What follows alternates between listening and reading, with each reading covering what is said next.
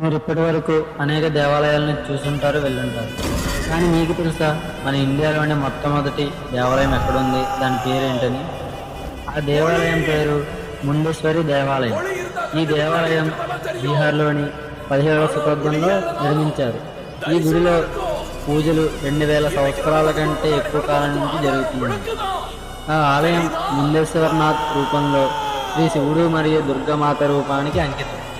ఆ ఆలయం నగర శైలిలో నిర్మించబడిన అష్టభుజాకార దేవాలయం. ఇందులో పురాతన హిందూ ఆచారాలు మరియు శాసనాలు చెక్కబడ్డాయి.